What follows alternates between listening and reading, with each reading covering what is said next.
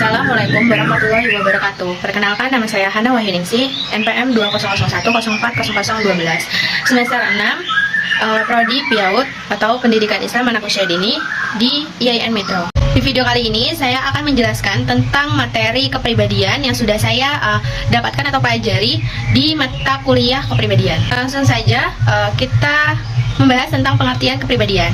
Kepribadian itu bukan dari lahir, tetapi dari lingkungan, baik dari lingkungan rumah maupun lingkungan di sekolah atau lainnya. Nah, kepribadian ini juga bukan bakat kodrati, melainkan terbentuk dari sosialisasi tentang perasaan, kemampuan berpikir, dan perbuatan. Lingkungan yang baik akan mempengaruhi kepribadian seseorang itu menjadi baik juga. Nah, ada konsep-konsep yang berhubungan dengan kepribadian. Yang pertama ada karakter, yang kedua ada temperamen, berhubungan dengan fisiologis dan biologis. Yang ketiga ada sifat. Nah, sifat ini muncul dari diri kita. Yang keempat ada ciri, yang berarti itu mempunyai ciri khas. Yang kelima kebiasaan, jadi sangat dipengaruhi pada lingkungan. Kepribadian juga itu ada yang sehat dan tidak sehat. Nah, kepribadian yang sehat itu yang pertama memiliki kemampuan dalam diri sendiri secara realistik. Realistik itu berpikirnya cepat. Jadi memiliki kemampuan dalam diri sendiri secara realistik itu bisa seseorang itu apa adanya dan memahami diri sendirinya itu seperti apa. Yang kedua, bisa menilai secara realistik. Nah, contohnya seperti, kenapa sih aku begini? Kenapa sih aku kok nangis terus? Kenapa? Gitu kan. Jadi dunia ini tidak ada yang sempurna. Terus kemudian yang ketiga, bisa menilai secara prestasi dengan realistik. Nah, contohnya seperti ketika kita mendapatkan prestasi, kita harus jangan sombong. Dan yang keempat itu bisa bertanggung jawab. Misalnya jika ada kerjaan itu kita bisa ngerjainnya dengan baik, dengan tepat waktu gitu. Yang kelima ada kemandirian. Nah, kemandirian ini cara berpikir, bertindak, mengambil keputusan itu harus mandiri gitu. Contohnya tidak tergantung pada orang lain. Jadi kalau ada pekerjaan ya kita kerjain sendiri gitu, tanpa bergantung pada orang lain gitu. Terus kepribadian yang tidak sehat itu seperti apa? Yang pertama, mudah marah, kedua tertekan, terus bisa stres itu tadi kan. Yang ketiga, senang mengganggu orang lain, terus jahil gitu kan. Yang keempat, ketidakmampu untuk menghindari, menyimpan. Yang kelima, berbohong. Terus yang kedelapan, suka mengkritik, suka mencemooh orang.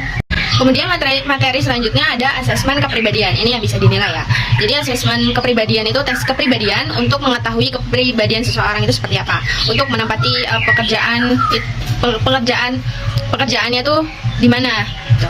Jadi asesmen kepribadian ini mempunyai dua sifat. Yang pertama bersifat objektif, subjektif atau sesuai kebutuhan. Terus yang kedua ada bersifat prailmiah. Jadi yang pertama itu bersifat objektif, subjektif, ilmiah. Ini bisa dilakukan di diri kita sendiri. Bisa tahu kita akan ditempatkan tuh di mana. Jadi yang pertama melakukan teknik proyektif atau untuk menggali imajinasi individu. Terus memakai biasanya teknik proyektif ini memakai tes psikisnya. Kemudian yang kedua ada melakukan tes melengkapi gambar. Biasanya gambar itu ada gambar titik, zigzag, kemudian gambar lurus, memakai kartu berca-berca dan lain-lainnya. Yang kedua ada tes TAT atau thematic apperception. Itu diminta sebuah cerita yang ditampilkan itu lalu disimpulkan. Yang keempat itu tes objektif. Ini menggunakan pertanyaan-pertanyaan yang berstruktur yang bisa dinilai, bisa dengan tes inventory kepribadiannya berupa kuesioner. Ini kuesioner itu melihat dari konsistennya dalam pertanyaan yang ada di soal kuesionernya. Kemudian yang kelima itu melalui tes Minnesota. Sama saja berupa pertanyaan, tetapi lebih banyak, yaitu ada 500 soal. Kemudian yang terakhir ini ada tes EPPS, yaitu menjawab pertanyaan lebih sedikit atau setengahnya itu soal 225. Yang kedua bersifat prailmiah, yaitu biasanya untuk memahami manusia tetapi belum ada buktinya. Maksudnya tuh teorinya ada tetapi pembuktiannya tuh tidak ada. Seperti contohnya yang pertama ada cirologi, yaitu lewat dari gurat-gurat telapak tangan ini. Jadi melalui ini kita bisa tahu kepribadian seseorang itu seperti apa. Kemudian yang kedua ada astrologi, yaitu melalui zodiaknya, garis-garis bintang. Yang ketiga, grafologi yang bisa dilihat dari tulisan termasuk juga tanda tangan. Yang keempat itu ada fisionomi, yaitu bisa dilihat dari raut wajahnya itu seperti ini, itu bisa dilihat kepribadiannya itu seperti apa. Yang kelima ada frenologi, yaitu dilihat dari tengkorak kepala. Kemudian yang terakhir ada klinikologi, yaitu lewat kuku yang berkaitan dengan sarafnya. Materi selanjutnya yaitu perkembangan kepribadian dan perubahan kepribadian. Yaitu menurut Philip Kotler, yaitu kepribadian adalah ciri bawaan psikologi manusia.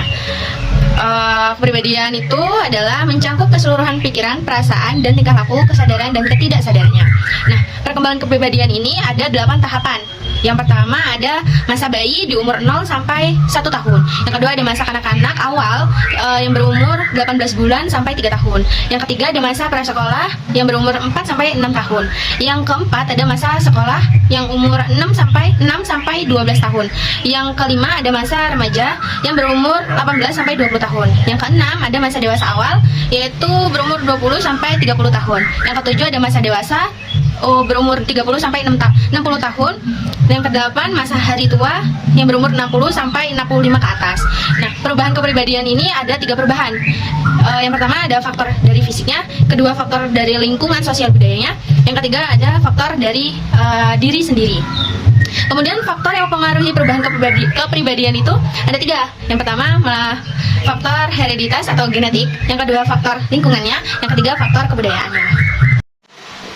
Materi yang selanjutnya yaitu psikologi kepribadian kontemporer. Kontemporer itu artinya pada waktu yang sama, sewaktu, dewasa ini, dan semasa. Nah, di sini ada 2 teori yaitu behavioristik dan humanisme.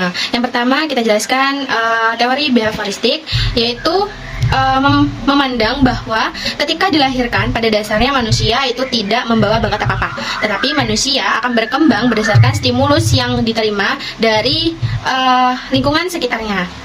Jadi ciri khas yang menurut behavioristik ini yang pertama yaitu kesadaran diri, yang kedua hati nurani, yang ketiga kebebasan kehendak, dan yang terakhir ada imajinasi kreatif. Yang kedua ada teori dari humanisme yaitu gambaran manusia sebagai makhluk yang bebas dan bermartabat serta selalu bergerak ke arah pengungkapan segenap potensi yang dimilikinya apabila lingkungannya itu memungkinkan.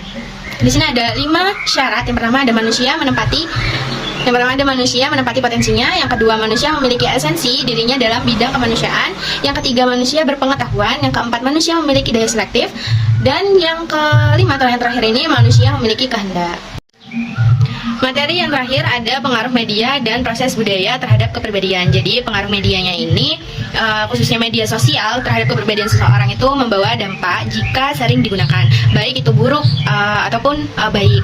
Jadi contohnya media itu banyak sekali, ada media sosial ya. Jadi ada banyak sekali, ada Facebook, ada WhatsApp, ada YouTube, ada Telegram, dan lain sebagainya. Nah, situs ini jika digunakan tidak benar akan membawa pengaruh negatif.